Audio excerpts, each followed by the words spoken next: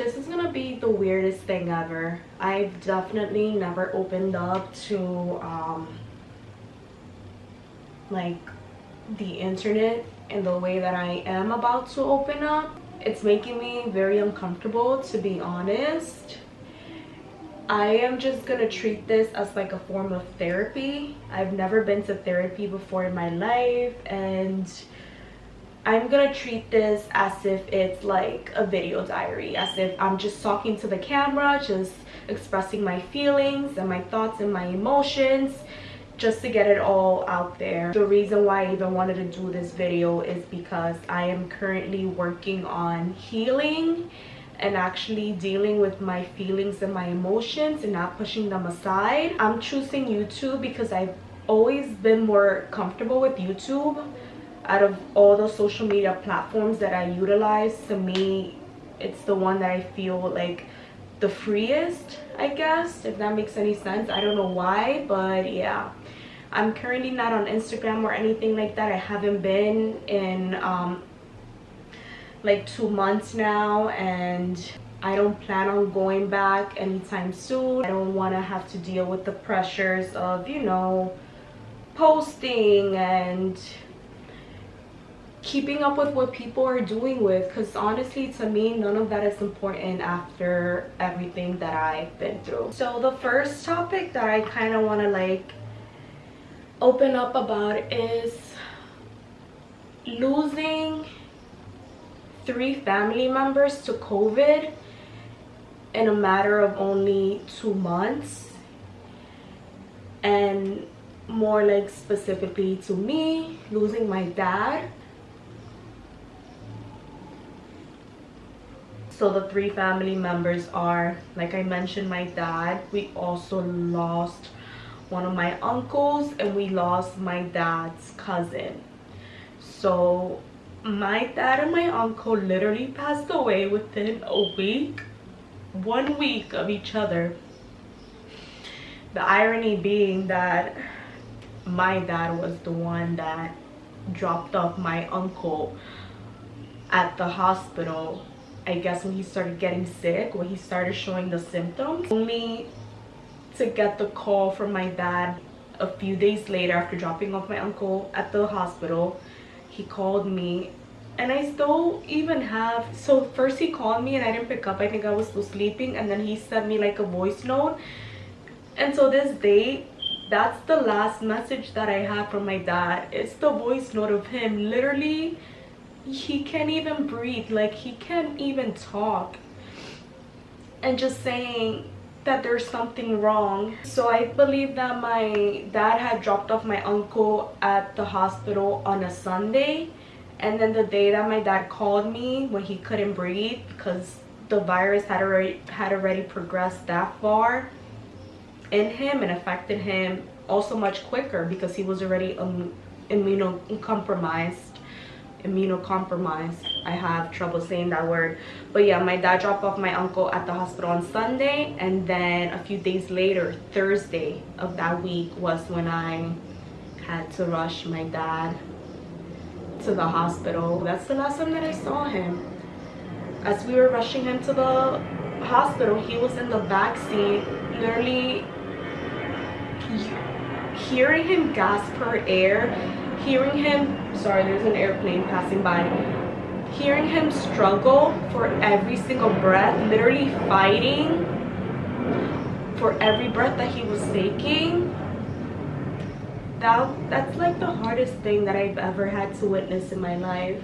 And it's the last memory that I have of him, because as soon as we got to the hospital, they knew. They literally pulled him out, put him in a wheelchair, and took him in. And that was the last time that I saw my dad. I didn't even get to say goodbye. Like, I didn't get to hug him, I didn't get to kiss him, I didn't get a goodbye. I didn't know that was the last time that I was gonna see him. So after they took him in, there was the nurse there, and she was just taking down my information. You know, she was just telling me, like, as you already know, due to COVID, you guys aren't able to be in the hospital with him, so just give us your contact information and we are going to call you daily and notify you of everything that's going on. And I remember asking her, like, okay, so what's gonna happen to him now? She goes, he's definitely gonna get intubated. Like, he looks like he's tiring out. That's the word that she used. And I knew as soon as she said that word, because I had been watching videos on the news about COVID, that's why people needed to be intubated, because they tire out. Their lungs are literally filled with so much fluid that's it, they can't breathe. They're literally fighting, using every muscle in their bodies to breathe. And I saw it in my dad, he was literally like moving his whole body just to breathe. So she was like, yeah, he's gonna get intubated ASAP, because he looks like he's literally about to tire out. So my dad was in a hospital for a total of 8 days, and then he passed away. On about the 4th day, that's when my uncle passed away. And I remember when I heard the news, I was so devastated, but I remember thinking, like, when my dad wakes up, like when they take him out of intubation, when he wakes up, now I have to tell him that, like, Theo is dead. I remember that being my worry, not knowing that 4 days later, I wasn't even gonna be able to give my dad those news, because he himself was gonna be gone. When I got the call that he passed away, that was actually the second call that I got from the hospital. First, they called me early in the morning, like they had done every single day that week, to give me updates on how he was doing. So I got the call on the update, and I remember them telling me, like, hey, he's actually developed a fever today, and it looks like he has some blood clots too, so we're just working on that, giving him this, giving him that. They were also trying some experimental drugs on him that, you know, you guys have probably heard in the news, those drugs that they have been using to treat patients with COVID. So they were also trying that on him. And he was also like, we're gonna, you know, get him some antibiotics to get this fever and this blood clot infection, like, under control that he's developed. So I remember I got that call at 11:50. And then 40 minutes later, at 12:30, is when I got the call that he had passed. I can't even, like, describe to you guys what that was like. I remember it being so painful. That whole day was just like, when I remember it, it's like a movie to me when I play it over in my head. I remember, like, around, I think it was like around 9 or 10, I was just so tired. I had literally been crying the whole day, and also dealing with calls, people from my family and my friends, and people just like calling me and reaching out. I was just so exhausted, and my eyes were so heavy and swollen from all the crying. I even had a headache. It was just very stressful. So I remember telling myself, like, okay, I need to go to sleep. Let's go to sleep.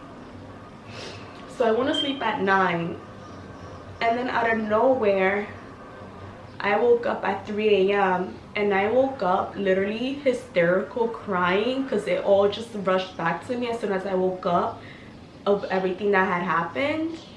And I remember crying out loud, like, why does this hurt so much? Like, please take the pain away. I don't want to feel like this anymore. Like, this is so hard and so painful for me to deal with. I can't take it, and I can't deal with it.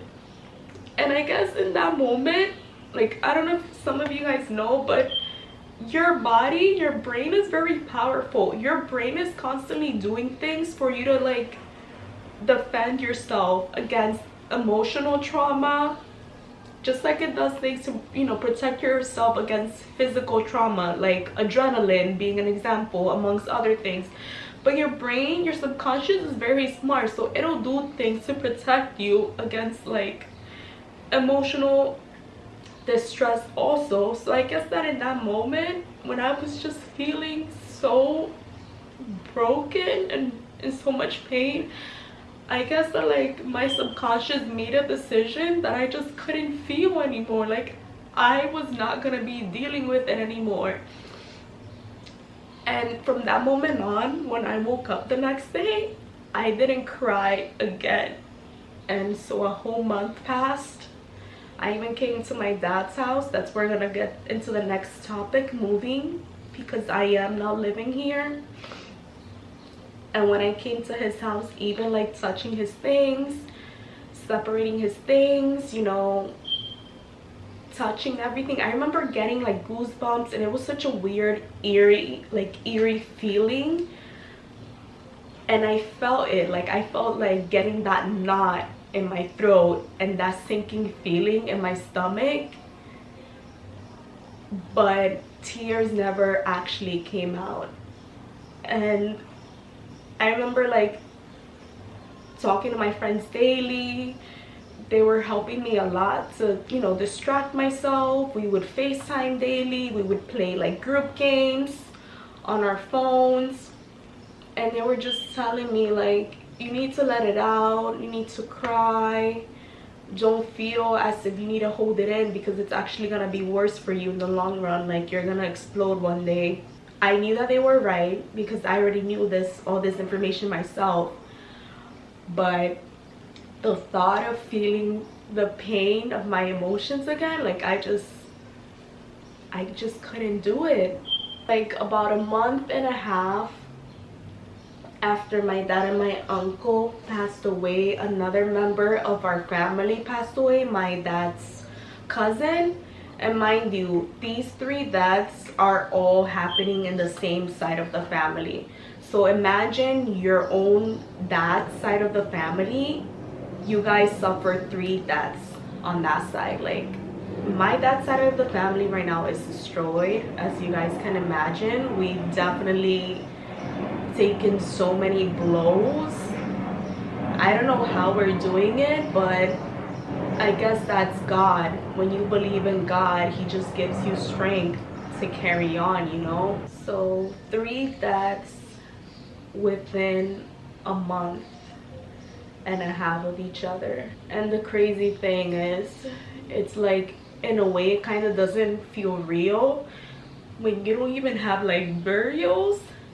I feel like when you have like funerals and a burial and you see your loved one, you know, get put there in a cemetery, that kind of just like makes your brain process what's happened. But we haven't had that. It's almost like we're not getting closure. I mean, I have my dad with me, I have his ashes, but like, my family can't even be together, you know. We can't even come together to mourn these 3 deaths together. And that's what sucks the most about all of this. Like, so not fair, and I don't wish this upon anyone. But I am not working towards like dealing with my emotions. This is definitely like the most that I've cried in 2 months. I don't know when this video is gonna go up. It's now the end of May. I'm working on healing myself. I am trying meditation. I am trying to be more positive again.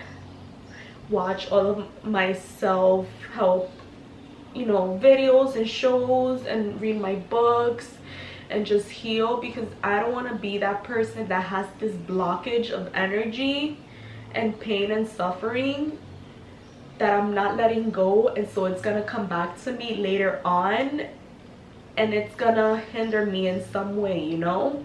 So I'm working on it. It's not easy. It's definitely the hardest thing that I've ever had to go through. I am definitely not the same person that I was at the beginning of the year. When I think about that girl, I don't even know her anymore, and just like things that were priority to me back then, they're not a priority. At like, my views have changed, my purpose has changed. So I'm just in the middle of like figuring myself out, and I know that I'm in the right direction because at least I'm taking the steps to get there. This is also like my first time wearing makeup in so many weeks. I just figured like I want to start kind of feeling like myself again. And so like I've been feeling like shit for so long now, and if I can like put on a nice top and do my makeup, maybe I'll start to kind of feel good about myself, and that'll help me with everything that I'm trying to work on at the moment. Moving on to the next topic for me of where my life is right now, that's gonna be moving.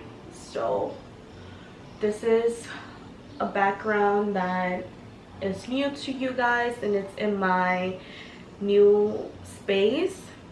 So when Jackie and I had our last apartment, I wasn't really active in showing you guys like the whole moving process. I didn't even do any tours of our apartment or really do any like decoration videos, like, you know, home decorating, interior designing. I wasn't really trying to show you guys our space, and the reason for that is because Jackie is in law enforcement, so showing what the inside of our house looked like is something that he had many reservations about. I don't want to say that people in branches of law enforcement are paranoid, but they are trained to think about all sorts of outcomes and also take preventative measures when it comes to protecting their personal lives. So I get it, like you just never know what people are capable of. Like I know that you can find where celebrities live if they just show a picture of like what their pool or fireplace looks like. Not that I'm saying that like we have people that want to find out where we live, you know, and that they want to come and harm us, but you just literally never know. All it takes is one person that could, you know, just have something out against you, and you just never know what their motives are or what they want to do. That's why I got why he didn't want to do it back then, but the reason why I am actually gonna open up more this time around with this home is because this isn't just a regular apartment. This is actually the place that I grew up in that we're moving into. When the lease was up for our previous apartment, we decided not to renew. We were just not happy in that place, and I can honestly do another video of everything that went wrong for us in that apartment because it's literally so much, and I feel like it could maybe even be like a learning lesson to those of you that are maybe wanting to move out for the first time. But yeah, we decided not to renew, and so we were on the lookout for a new apartment. So when the whole tragedy with my dad happened, my whole family was like, you and Jackie should go move into his apartment. Like, you guys are looking for a new place and you're his daughter, you grew up there, that place is as much yours as it was your dad's, so go, that house is yours. Like go grab it now, it's all for you guys. So that's what we ended up doing. Now we live in my dad's apartment, which is the place that I grew up in before my parents got separated, and then eventually I went to live with my mom. But yeah, now I'm back in my childhood home. Of course, it is a little weird being here and like not seeing my dad. At first, it's kind of like my brain couldn't put that connection together, like he's not here, but this is his home. But at the same time, it honestly feels so good being here. It feels like I'm home. I feel very, very safe here. I can't even like describe to you guys the amount of happiness that being here has brought me. Like, it's as if I have him here with me, and I've had so many good memories growing up here before my parents split up, and even after I moved out with my mom, I would still come here all the time and spend weekends with my dad, and he would even still host parties here for me and my friends because this place is pretty huge. Like, the living room space is very, very nice and spacious, and my dad was a great cook. All of my friends loved his food. So whenever my dad would say, hey, I'm gonna cook for you guys, everyone was always in here. Like, so many of us would just come here and eat his food and drink. He was just the best host. So not only is this apartment like special for me, but also like for my friends. And we were just talking, and like, we can't wait for them to be able to come here again, as I guess like quarantine restrictions start to lift up and people start to like, once we're able to finally like see each other more, as the virus, I'm praying, starts to go away. We just can't wait to all be here together just like old times. And you know, if let's say that Jackie and I had renewed our lease for our other apartment, or maybe we would have found another apartment before my dad tragically passed away, this apartment would have been up for grabs. Like, we would have had to turn it back in. And I think I would have been so sad and devastated had we had to do that. Like, not only do I have to say goodbye to my dad, but now also I have to say goodbye to like his home, you know. So it all kind of worked out in a weird way, but it kind of just goes to show that like God does everything for a reason at his own timing, you know. I was very upset when Jackie and I moved out and we weren't moving into a new place. We had to go back home. I was so mad. I just couldn't figure out why we couldn't find a place, like a really good place. And I was so mad and angry, and it's because I was meant to be back here again all this time. So it goes to show you that like, sometimes we go through things and we want to question God and the universe, but it's because God and the universe has a plan for us all along. So it's definitely like another teaching lesson for me to stop questioning everything and to get out of that why me mentality, because everything is gonna work out in the long run, because God is good. So right now we're just working on getting out a lot of things. The house is primarily like a big mess right now, other than this room, which is my office slash beauty studio slash filming room, whatever you want to call it. This is like the only room and the bedroom that's actually organized at the moment. The rest of the house is still a big mess. We still have my dad's old furniture, which we're trying to figure out what we're gonna do with. We're trying to sell it. None of my family members or anyone, like, they don't really need new furniture at the moment, so we're just trying to sell it. I don't want to just throw it away.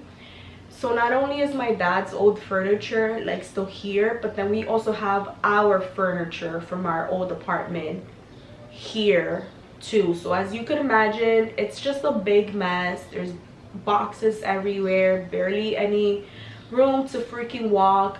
So until all of that is like sorted out, I am not gonna do like a tour or anything like that.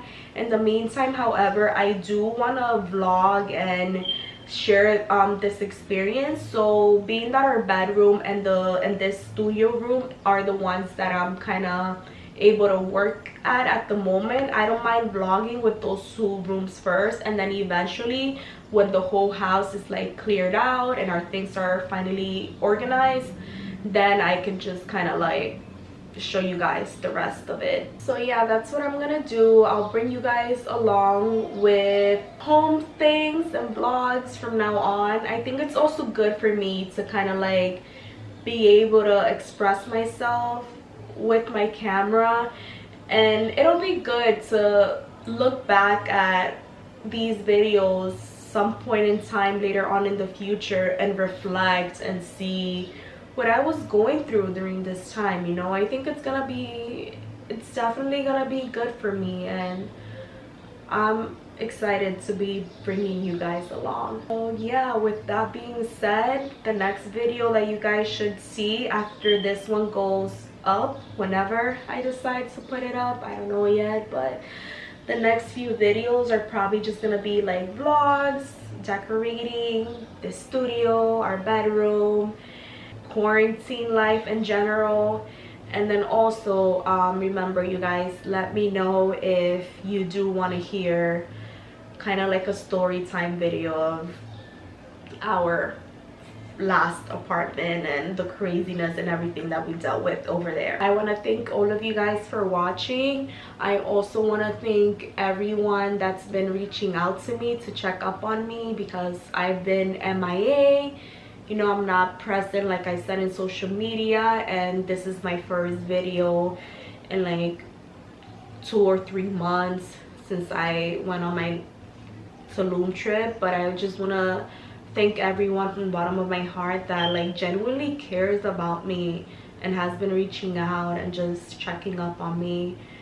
It means the world. So thank you guys. Please take care of yourselves and take care of your loved ones, and just reach out to those that you love, because you just never know when is the next time that you're gonna see them, or you just never know what could happen. This has literally taught me that life is very fragile, and that it could be taken in minutes, and that your whole world can change in a matter of days. So yeah, please take care, you guys. I'm wishing all of you guys health, tons of health. Jackie says health is wealth, so I'm gonna leave you guys with that.